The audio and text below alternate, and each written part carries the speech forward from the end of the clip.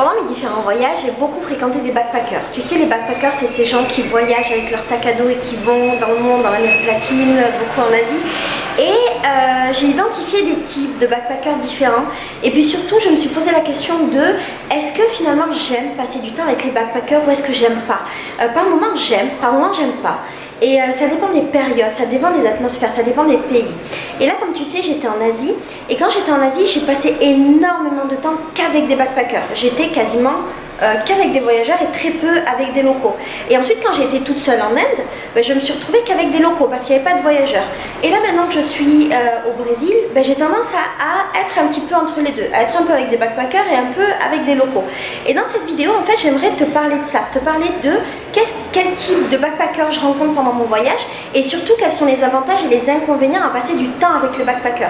Je pense que c'est important d'en parler parce que peut-être que toi un jour tu passeras des vacances loin, peut-être que tu seras toi aussi un backpacker ou une backpackeuse et peut-être que tu te rappelleras de choses de cette vidéo et que ça te donnera une idée de ce que tu veux ou de ce que tu ne veux pas et tu n'auras pas de regrets. Tu vois, par exemple, moi j'ai quelques regrets et j'ai notamment le regret, même si mon expérience était ultra positive, j'ai par exemple le regret de ne pas avoir passé plus de temps avec des locaux quand j'étais au Laos et en Thaïlande. Mais à côté de ça, j'ai passé des moments fabuleux avec tous mes potes backpackers. Donc voilà, l'idée de cette vidéo, c'est de te dire qu'est-ce que je ressens, qu'est-ce que je vis par rapport à tous ces gens magnifiques que je rencontre, te donner un petit peu mes impressions et puis surtout juste discuter de qu'est-ce que c'est qu'un voyageur et qu'est-ce que c'est être en voyage. Voilà, je te fais des gros bisous. Bien sûr, tout ça ne reste que mon avis parce qu'il y a plein de manières différentes de voyager et qu'il n'y a pas une seule solution et une seule réponse. Et toi-même, tu auras ta propre manière de voyager et d'expérimenter le monde et tes propres relations avec les backpackers et les locaux. Je t'embrasse très fort. En fait, tu vois, pendant mon voyage, je me suis rendu compte qu'il existait plein de types de backpackers différents et que c'était pas ce que j'imaginais. Moi, je croyais vraiment que tous les backpackers, ils avaient le même délire et qu'ils poursuivaient un petit peu le même but. Et je me suis rendu compte que non. Par exemple, il y a... Waouh, ça résonne de ouf ici. Oh, c'est tellement beau là où je suis. Par exemple, tu vois, il y a les backpackers qui sont en voyage. Donc en fait, eux, ils sont là pour 2 semaines, 3 semaines. Et du coup, ils ont un grand budget, ils n'ont pas beaucoup de temps et ils ont juste envie d'aller à l'essentiel et faire plein d'activités. Après, j'ai rencontré plein de backpackers qui, eux, étaient des voyageurs en sac à dos. Et en fait, ils voyageaient pendant 2, 3 mois, 4 mois. Mais eux, ce qu'ils avaient envie de faire, c'était de chiller. C'est-à-dire de profiter de la vie, d'aller dans des beaux endroits, de pas trop faire d'activités. Et ils avaient du budget aussi. Donc ils avaient envie de dépenser leur argent, mais sur 3, 4 mois. Ensuite, j'ai rencontré les backpackers qui, eux, voyagent pendant plus longtemps. Tu vois, c'est les mecs qui voyagent pendant 5 mois, 6 mois, ils sont en sac à dos. Et eux, par contre, ils ont des petits budgets. Ils veulent faire des activités, mais plutôt gratuites, tu vois. Enfin, plutôt gratuites ou pas très chères. Aller dans des hôtels un peu cheap, manger un peu cheap. C'est un petit peu mon délire. Ça, c'est vraiment plus mon délire. Et donc, ça, c'était encore un autre type de backpacker. Après, j'ai rencontré plein de backpackers en couple. Et là, il y avait les couples qui avaient envie de se mélanger, les couples qui avaient envie de rester seuls. J'ai même rencontré une fois un couple qui voulait que rester seul. Leur voyage, c'était que pour eux deux. Et ils voulaient même pas se mélanger pour manger avec des gens, juste être seul. Et puis j'ai aussi beaucoup rencontré les gens qui n'avaient pas de date de retour et eux en fait je les mets plus vraiment dans la catégorie des backpackers ou dans la catégorie des voyageurs. C'est des gens en fait dont le mode de vie c'est juste de voyager, mais c'est pas, ils sont pas en voyage. Je sais pas si tu vois la nuance. Ce qui est drôle c'est qu'en vrai il y a tout autant de manières de voyager qu'il y a de backpackers différents et de délires différents et c'est vrai qu'on a tendance à catégoriser, tu vois, le truc du backpacker. T'es un backpacker donc t'es comme ça. On a une certaine image. Il y a aussi l'ancienne image des backpackers, tu vois, le backpacker peut-être des années 90, des années 70. Il y a plein de manières d'imaginer le backpacker. Et en fait, il y a 1 milliard de manières différentes de voyager. Moi, j'ai même plus trop envie d'utiliser le terme backpacker. Maintenant, je crois que j'ai plutôt envie de dire voyageur parce qu'on est tous plus ou moins des voyageurs. Un truc que j'ai pu remarquer en fait en fréquentant beaucoup de backpackers, c'est que souvent, beaucoup de backpackers restent entre backpackers, vont dans des spots de backpackers et au final, ils n'ont pas énormément de contact avec les locaux. Alors, encore une fois, je généralise pas. C'est pas tous les voyageurs qui sont comme ça. Mais j'en ai quand même rencontré beaucoup et ça reste que mon expérience. J'en ai quand même rencontré beaucoup et ça m'a étonnée de voir que, ben voilà, parfois, sans qu'on s'en rende compte vraiment, ben on fréquente que des voyageurs comme nous et c'est pas vraiment ma manière de voyager. Moi je préfère au contraire n'être qu'avec des locaux et n'avoir que des expériences avec les locaux. Après ce que je te dis là ça dépend aussi, je pense, du pays dans lequel tu te trouves et de ta manière de voyager. Si tu vas beaucoup dans les grandes villes et si tu vas dans des villes qui sont un petit peu mondialisées, comme là à Bangkok ou à Chiang Mai, effectivement tu as moins de contact avec les locaux que si tu vas dans des campagnes ou dans certains pays comme le Laos où il y a encore plein de possibilités. Et le truc c'est qu'en fait ces contacts avec les locaux, ils sont d'une richesse qui est incroyable et je me dis que quand tu les as pas, bah, tu perds en fait en richesse humaine. Tu vois, et je trouve ça vachement dommage. Un truc qui peut me gêner dans le fait d'être toujours avec des backpackers, c'est aussi le fait que souvent les conversations sont toujours les mêmes.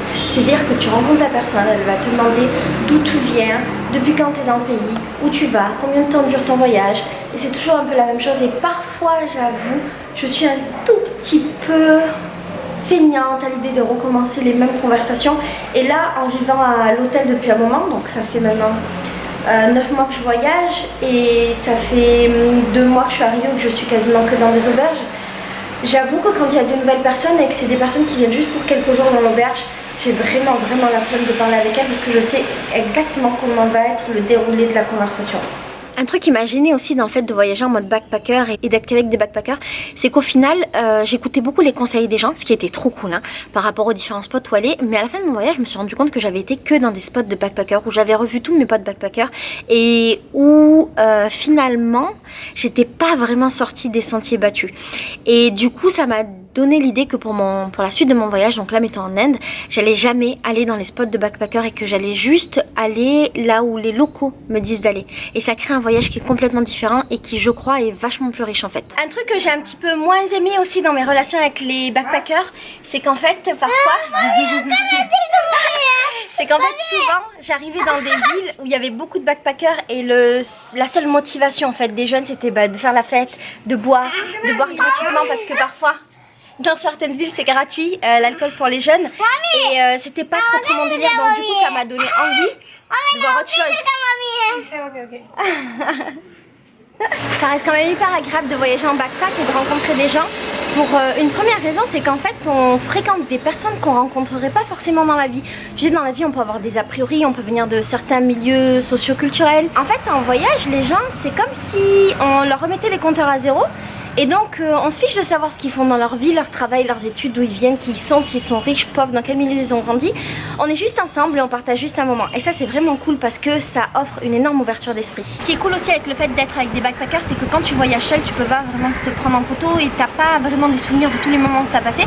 Tandis que quand t'es avec des potes, eh ben, eux te prennent en photo, toi tu les prends en photo, ça permet cet échange et ça permet de vivre des souvenirs communs et ça c'est trop cool. Une des raisons pour lesquelles j'ai adoré passer du temps avec les backpackers aussi, c'est que du coup maintenant j'ai des potes dans le monde entier.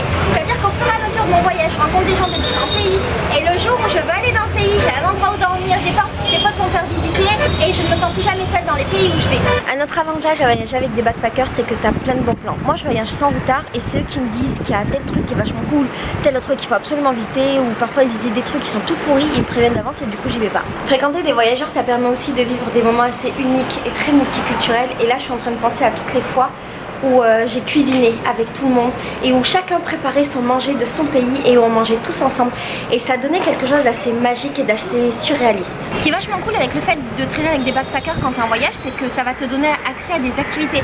Par exemple d'aller faire du tubing, donc descendre la rivière en bouée, bon tu peux le faire seul et c'est un peu chiant. Tandis que là tu peux le faire avec des potes.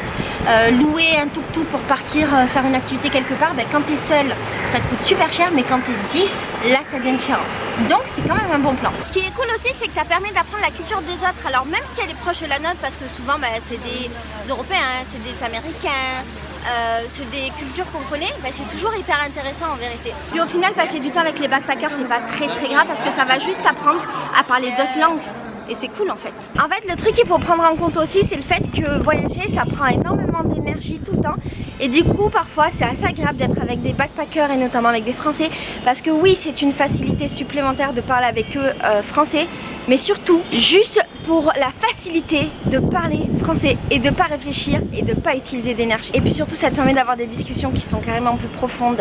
Et j'avoue ça fait beaucoup de bien en fait. On se rend pas compte tant qu'on en manque en fait. Ce qui est génial, c'est que parfois on tombe sur une personne, on ne sait pas pourquoi, il y a une relation d'amitié hyper forte, hyper profonde qui naît d'un coup, et parfois ça se joue juste à un sourire, à un regard, et ça c'est quelque chose de magnifique que j'ai expérimenté ici à Rio, et pour ça j'ai été hyper heureuse de fréquenter des backpackers. Un truc dont je me suis aperçue, c'est qu'en fait les backpackers, soit ils cherchent quelque chose, soit ils fuient quelque chose.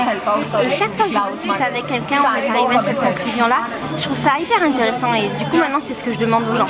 Qu'est-ce que tu fuis ou qu'est-ce que tu cherches? Et ce qui est assez incroyable, c'est que finalement chaque personne quand on rencontre sur son chemin, que ce soit un backpacker ou que ce soit une personne dans la rue, chaque personne a une histoire extraordinaire à nous raconter et c'est tellement riche de juste rencontrer du monde. De passer tout ce temps avec mes potes backpackers, ça m'a vachement apporté, ça m'a beaucoup appris. J'ai passé peut-être 2 mois avec eux. Vanakkam.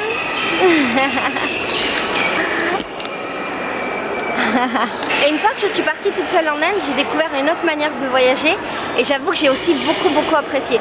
Disons qu'en fait, je crois que si je faisais un plus long voyage, ce qui va être le cas bientôt, j'aurais pas envie de passer beaucoup de temps, tout mon temps avec les backpackers parce que j'aurais l'impression de passer à côté de beaucoup de choses. Je crois qu'en fait, il faut équilibrer les choses. Il faut passer du temps avec les backpackers, passer du temps qu'avec les locaux, passer du temps seul. Je pense que c'est la manière de ne passer à côté de rien finalement et d'avoir accès un petit peu à tout. Voilà. Ce dont je t'ai parlé dans cette vidéo, c'était bien sûr que mon avis, mon ressenti par rapport au temps que j'ai passé avec tous mes potes ici. Je te fais des gros bisous, je te dis à bientôt et surtout si toi aussi tu as eu des expériences comme ça de voyage, n'hésite pas à me les faire partager dans les commentaires. Je t'aime très fort. Ciao. Vanakkam.